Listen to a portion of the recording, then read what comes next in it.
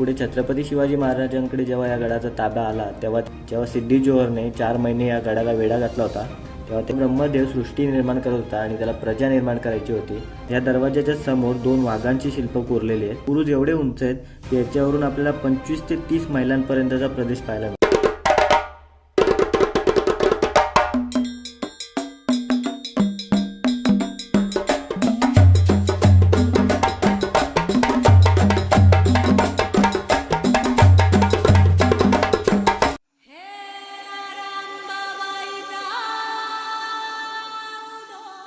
नमस्कार मित्रांनो, जय महाराष्ट्र, जय शिवराय। मी सुमित तुमचं स्वागत करतो आपल्या मराठीमध्ये तुमच्या हक्काच्या यूट्यूब चॅनलमध्ये म्हणजेच आपली संस्कृतीमध्ये। तुमचा किल्ला नक्कीच पूर्ण झाला असेल, कारण माझा किल्ला पूर्ण झालेला आहे आणि आज पावसाने आपल्यावर मेहरबानी केलेली आहे, ऊन पडलेलं आहे चक्क। आणि अशा या संधीचं सोनं करून घेण्यासाठी मी आलेलो आहे तुम्हाला किल्ला दाखवायला आणि किल्ल्याचा इतिहास सांगायला। तर हा किल्ला एकदा तुम्ही पूर्ण बघून घ्या। आपला पूर्ण किल्ला झालेला आहे, मावळे पण माझे ठेवून झालेले आहेत आणि नावं पण देऊन झालेले आहेत।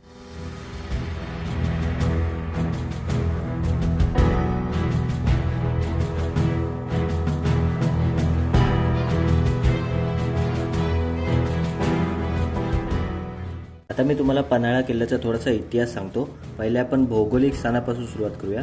कोल्हापूर जिल्ह्यात असणारा पन्हाळागड हा डोंगरी किल्ल्यामध्ये येतो आणि संरक्षणाच्या दृष्टीने डोंगरी किल्ल्यांना खूप जास्त महत्त्व असतं।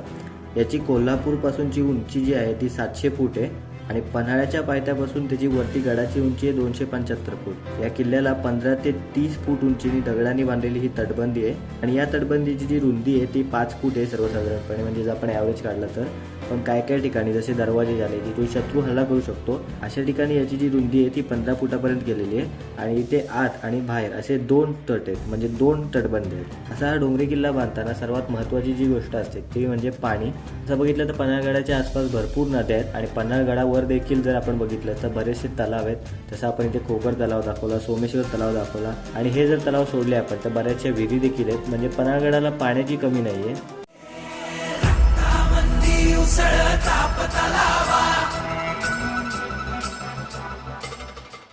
ब्रह्मदेव सृष्टी निर्माण करत होता आणि त्याला प्रजा निर्माण करायची होती, तेव्हा त्याने इथे सोमेश्वर लिंग आणि सोमेश्वर तलाव निर्माण केला आणि तपश्चर्या केली आणि म्हणून याचं नाव ब्रह्मगिरी पडलं।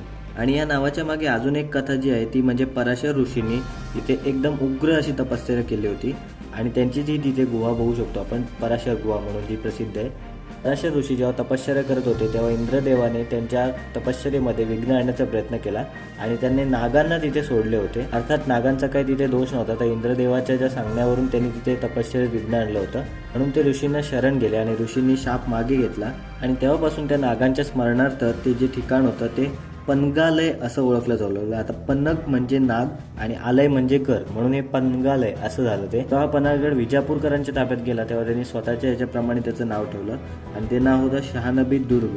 आणि पुढे छत्रपती शिवाजी महाराजांकडे जेव्हा या गडाचा ताबा आला तेव्हा त्यांनी पन्हाळा असं नाव ठेवलं।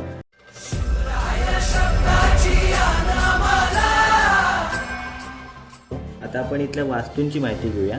तर हा समोर जो दिसतोय तुम्हाला हा 3 दरवाजा आहे। हा दरवाजा किल्ल्याच्या पश्चिम दिशेला आहे आणि हा दरवाजा भव्य आणि सुस्थितीमध्ये आहे। अजून पण जर तुम्ही तिथे गेलात तर तुम्हाला जसाच्या तसा हा बघायला मिळेल। या दरवाजाला 5 कमानी आहेत, पण त्याचे जे दरवाजे ते मात्र 3च आहेत, तुम्हाला मी आधी पण सांगितलं होतं।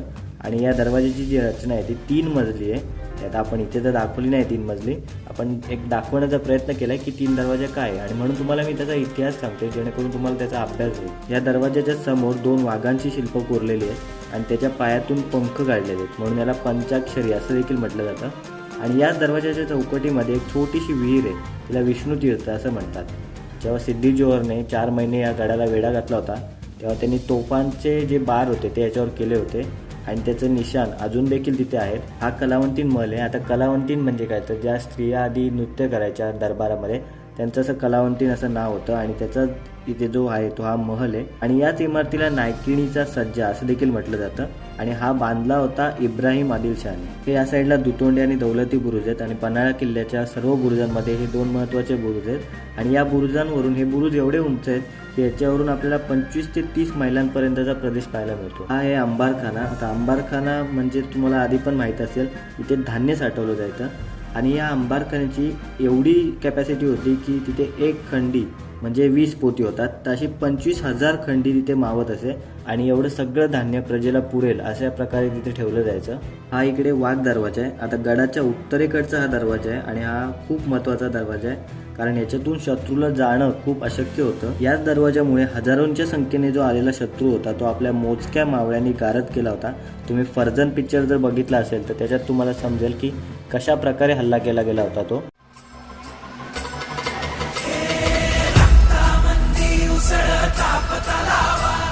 दरवाजाजवळ पहारेकरांना आराम करण्याची जागा आहे आणि याच्याजवळच तोफा देखील ठेवलेल्या आहेत आणि या दरवाज्यातून उतरूनच आपण तबक उद्यानात जाऊ शकतो. गडावरची एकदम देखणी आणि आकर्षक इमारत आहे ही सज्जा कोठी म्हणजे. आणि छत्रपती शिवाजी महाराज आणि छत्रपती संभाजी महाराज या कोठीमध्ये भरपूर वेळ राहिले होते आणि गडाची जी तटबंदी आहे त्याला एकदम लागूनच ही सज्जा कोठी बनवलेली आहे. हे गडाच्या तटबंदीच्या जवळ असल्याने नंतर महाराज इथूनच निसटून गेले होते. छत्रपती शिवाजी महाराज जेव्हा प्रतापगडावरून अफजल खानाला फाडून पन्हाळ्याला आले होते तेव्हा ज्या सोमेश्वरात 1,00,000 सोनचाफ्याची फुलं त्यांनी आपल्या सैनिकांद्वारे अर्पण केली होती तेच हे सोमेश्वर मंदिर आहे. आणि हे सोमेश्वर मंदिराच्या बाजूला जो तलाव आहे त्याला सोमेश्वर तलाव असं म्हणतात. शिवमंदिर शिवमंदिर म्हणजे छत्रपती शिवाजी महाराजांचं मंदिर. तर महाराष्ट्रामध्ये पूर्ण जर तुम्ही फिरलात तर फक्त 2 ठिकाणी तुम्हाला हे बघायला मिळेल. जो आपण पहिला किल्ला केला होता सिंधुदुर्ग किल्ला त्याच्यावर एक आणि एक दुसरं म्हणजे पन्हाळा किल्ल्यावर.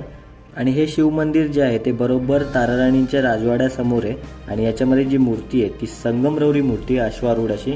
आता ते मंदिर मी इथे दाखवणार होतो पण परत आपल्याला महाराजांची मूर्ती ठेवायला जागा नव्हती म्हणून मी ते शिवमंदिर म्हणजे महाराजांची मूर्ती असंच एक कन्सिडर केलं. ताराराणी साहेबांचा हा राजवाडा आहे आणि इसवी सन 1708 जेव्हा पन्हाळा हे ठिकाण त्यांनी राजधानी म्हणून निवडलं होतं तेव्हा इथूनच त्यांचा राज्यकारभार चालत होता. अंधारबाव आता ही जी अंधारबाव आहे ती माझ्या नंतर लक्षात आली आणि मी ती आत्ता दाखवलेली आहे त्यामुळे याच्यावर जी पेंटिंग थोडीशी राहिलेली आपली. तर ही बाव नाही आहे तर ही एक 3 मजली इमारत आहे आणि याच्या तळभागामध्ये एक विहीर आहे आणि मध्ये एक चोरवाट आहे आणि वरती राहण्यासाठी जी जागा आहे ही ॲक्च्युअलमध्ये खूप सुंदर इमारत आहे. तुम्ही जर कधी गेलात तर नक्की बघा, या इमारतीला नक्की भेट द्या. तर असा हा पन्हाळगडाचा इतिहास मी थोडक्यात एक सांगण्याचा प्रयत्न केला तुम्हाला आणि त्यातल्या वास्तू ज्या होत्या त्यांचं महत्त्व एक सांगितलं.